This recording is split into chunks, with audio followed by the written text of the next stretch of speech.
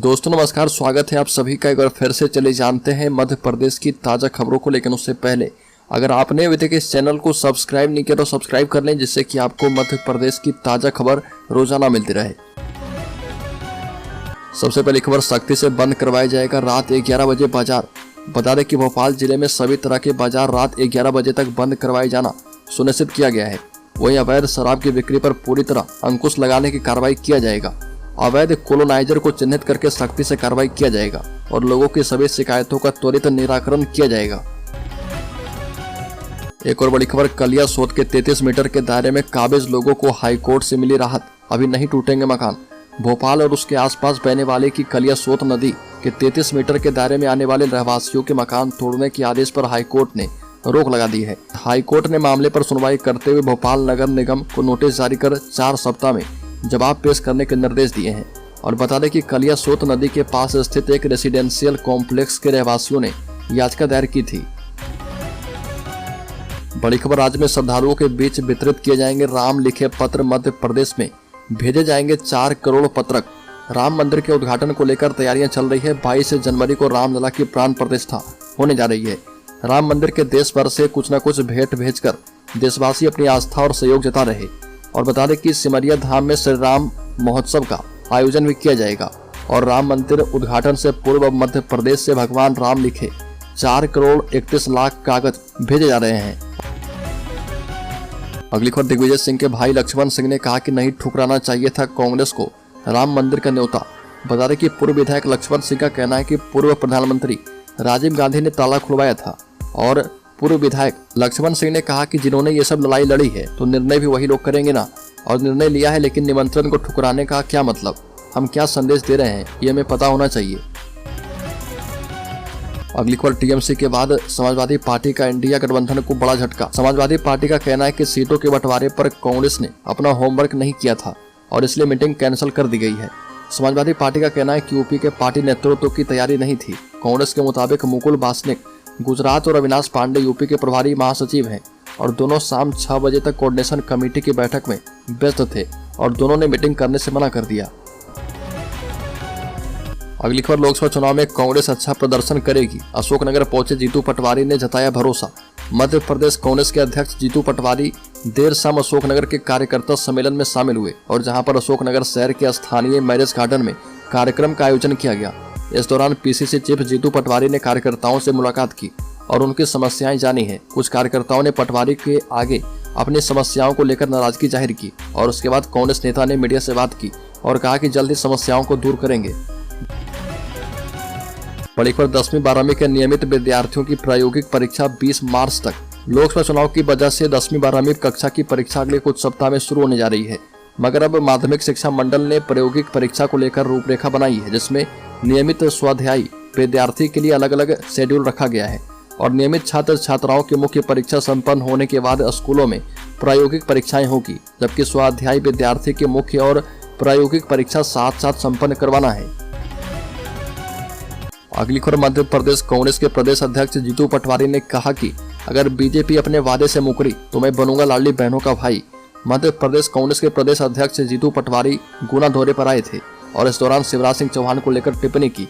और जीतू पटवारी ने कहा कि भारतीय जनता पार्टी और शिवराज सिंह चौहान ने लाडली बहनों को 3000 रुपये देने का वादा किया। अगर भाजपा इस वादे से मुकरती है तो जीतू पटवारी लाडली बहनों का भाई बनेंगे और उन्हें राशि दिलवाने के लिए आवश्यकता पड़ने पर आंदोलन भी करेंगे। अगली खबर, सीएम मोहन यादव ने मंत्री विश्वास सारंग के संग लड़ाए पेच। दोनों नेताओं ने जमकर उड़ाई पतंग।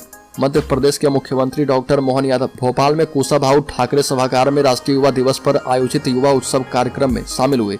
इससे पहले मुख्यमंत्री मोहन यादव ने साथियों के साथ पतंगबाजी की और मुख्यमंत्री यादव और कैबिनेट मंत्री विश्वास सारंग ने पतंगबाजी के दौरान पेच भी लड़ाई। बड़ी खबर, कस्बों से बड़े शहरों तक ने बिगाड़ी मध्य प्रदेश की स्वच्छता रैंकिंग। मध्य प्रदेश के 13 नगरीय निकाय में जहां 100% कचरा स्रोत पर ही अलग अलग किया जा रहा, वही कुछ कस्बे और शहर ऐसे हैं जहां 5% भी कचरा अलग अलग नहीं किया जा रहा। धार्मिक एवं पर्यटन स्थल अमरकंटक में तो यह शून्य है। सीधी जिले के चुरहट में मात्र 1%, जबकि जिला मुख्यालय होने के बाद भी छतरपुर में 2% कचरा ही अलग अलग किया जा रहा। वहीं अगली खबर की बात करें तो प्रहलाद पटेल का सख्त कदम, भ्रष्टाचार से घिरे ओएसडी को तुरंत हटा दिया है।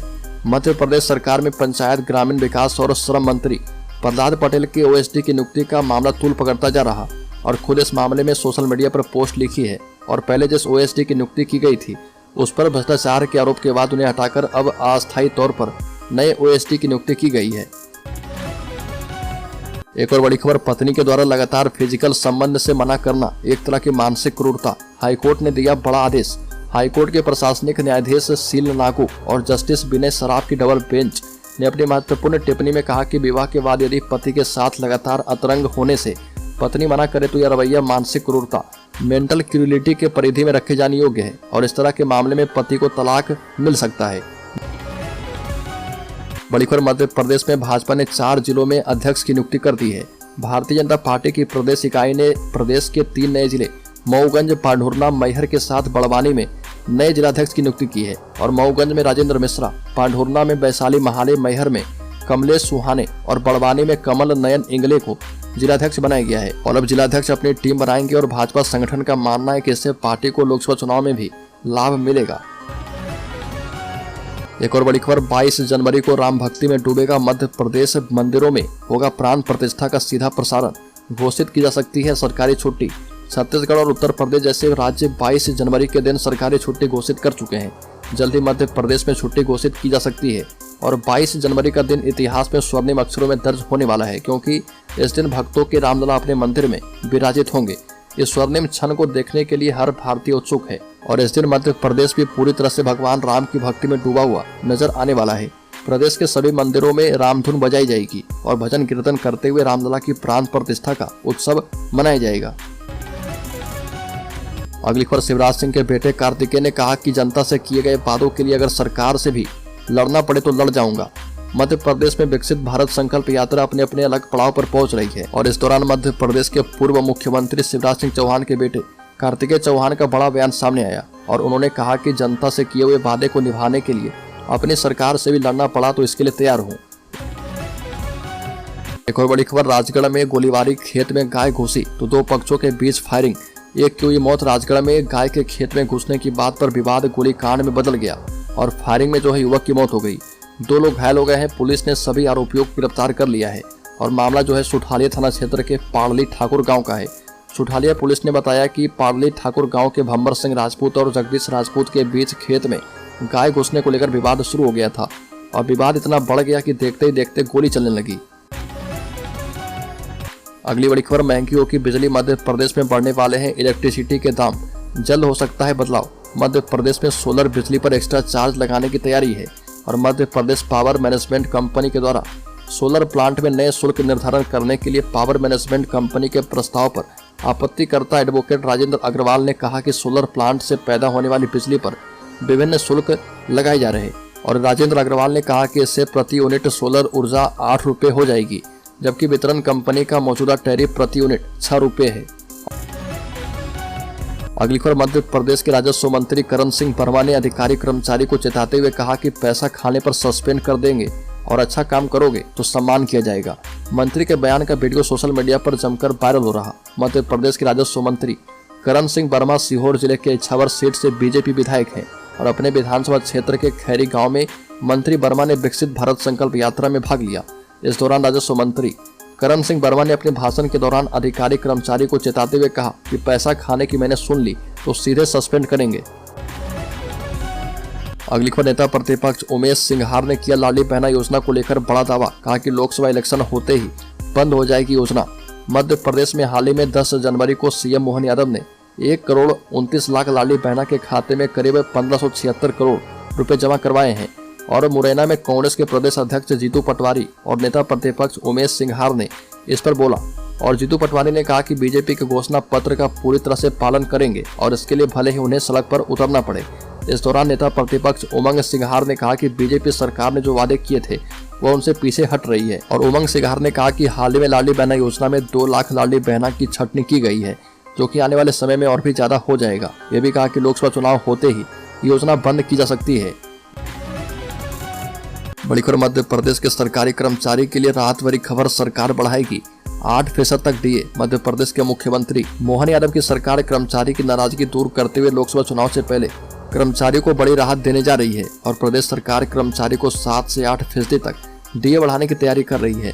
फरवरी में राज्य सरकार के द्वारा लगाए जा रहे लेखा अनुदान में इसके वित्तीय प्रावधान किए जा रहे।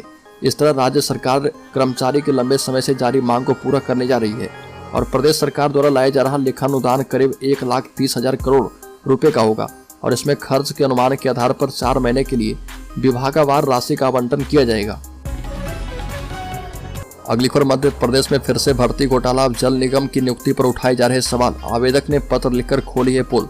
सरकारी नियुक्तियों में गड़बड़ी का ये मामला मध्य प्रदेश के पन्ना जिले से सामने आया और स्थानीय स्तर पर शिकायत मिलने के बाद महाप्रबंधक ने सेडमैप के नोडल अधिकारी को पत्र लिखकर आपत्ति